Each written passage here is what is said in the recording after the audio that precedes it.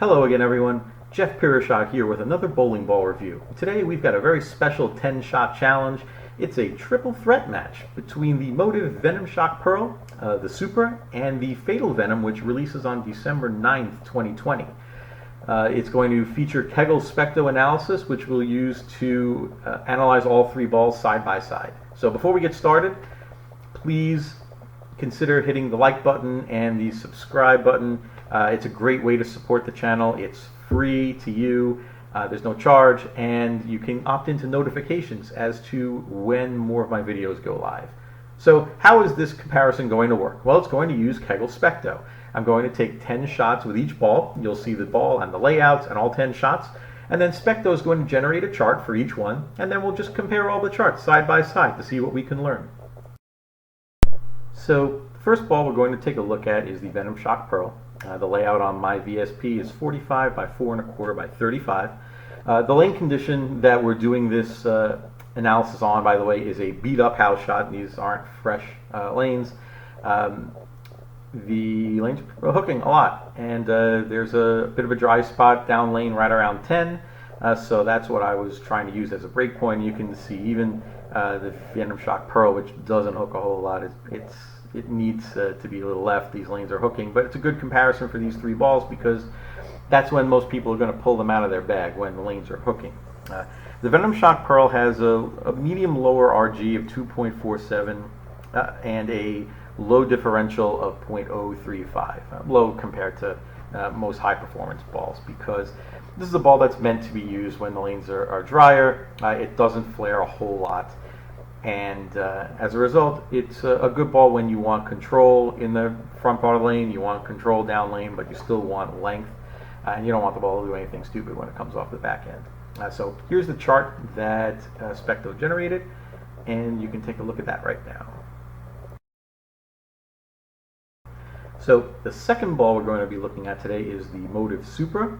This Supra has a layout of 60 by 4 inches by 25, and the difference between the Supra and the Venom Shock Pearl is the Supra uses the newer infusion pearl cover, which MOTIV's been putting on their pearl balls for the last couple of years.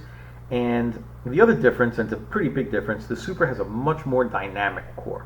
The RG is 2.57, which is way higher. It's going to get it down the lane a lot longer. And the differential is 0.050, so it's a much bigger flaring ball.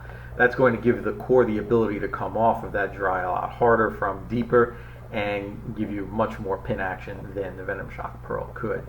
As a result of that, the Supra's a great ball for just wheeling left to right. It'll get down the lane really well, and it will hit the dry, but it won't hook instantly because it's got that higher RG, but the much more dynamic core is going to let it come off the spot a lot harder. So here's those 10 shots, here's the chart that Specto generated, and we'll use that in the comparison later. So the third ball we're going to take a look at today is the Fatal Venom, which releases on December 9th, 2020. This one has a layout of 65 by 3.5 by 20. The Fatal Venom has close core numbers to the Venom Shock Pearl because it uses the original Venom Shock core, 2.48 RG, 0.034 differential, so early revving, not a ton of flare, but it uses the same infusion cover that the Supra uses, so it's really clean.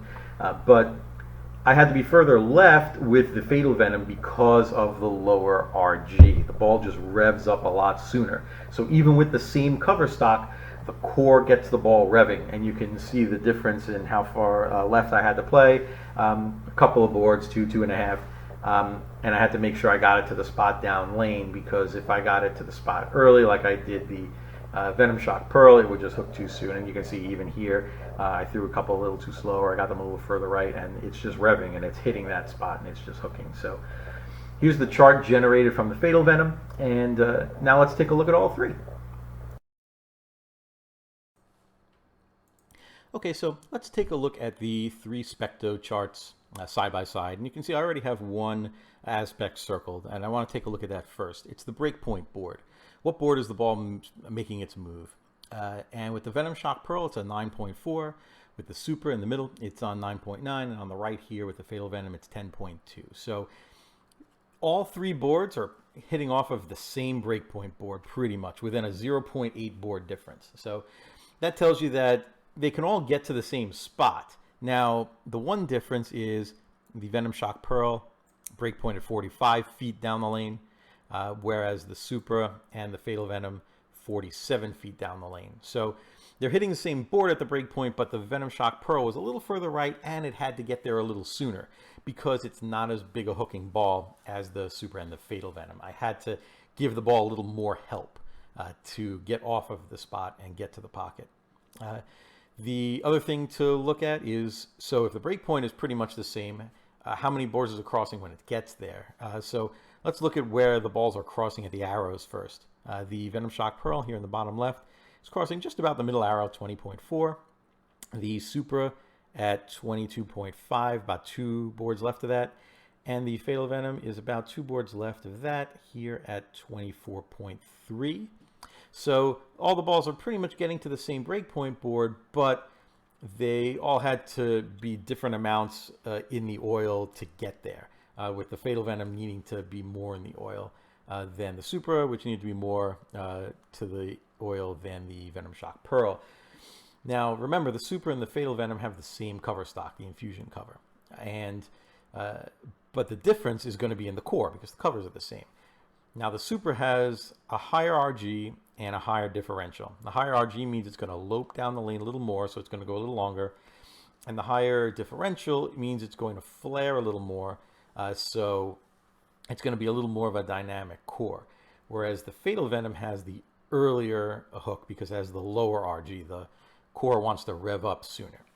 And because of that, it had to be a little more in the oil because it wanted to hook when it got off the dry a little sooner. The Supra is going to be able to punch through that a little more because it has that higher RG, and it's going to punch through a little more, and then the higher differential and the bigger flaring core lets it get back to the pocket because it has to make its move in a little less of amount of time.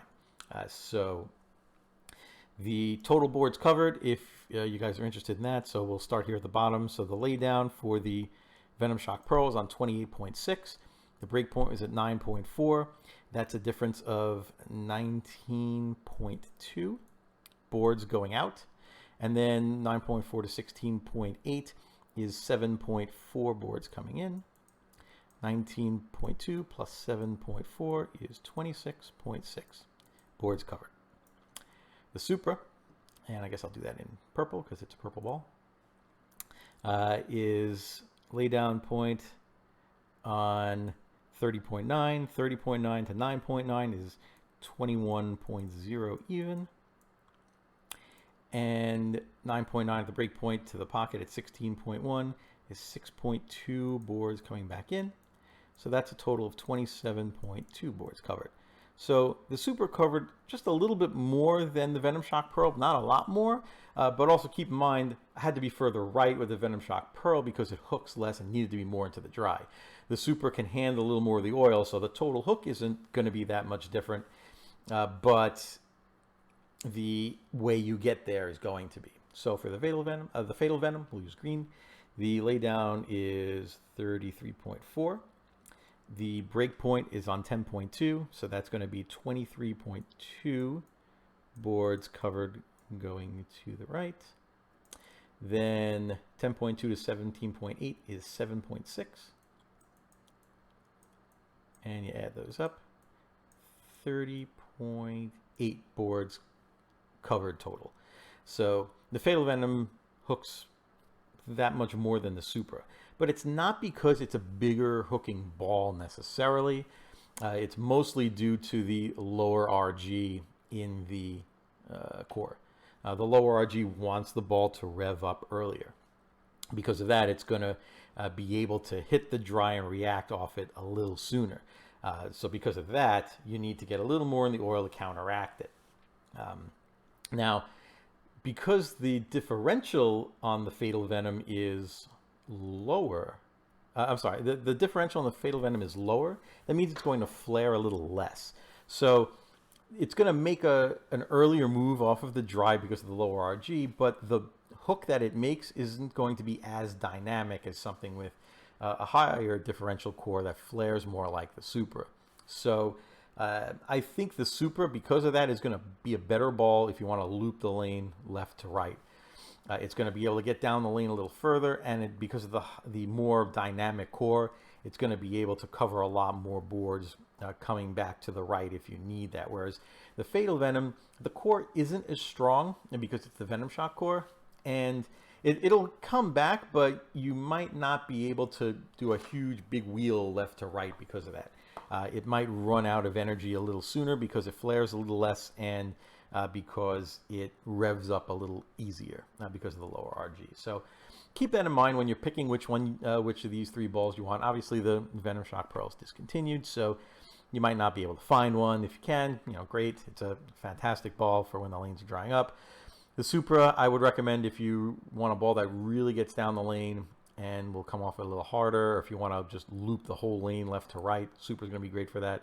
It will hold its energy a little better.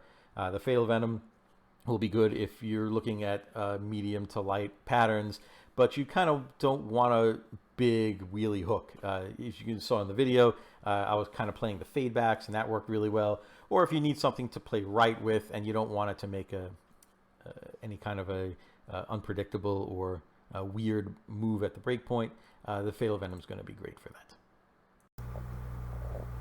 So that's going to be a wrap for this edition of the 10-shot challenge.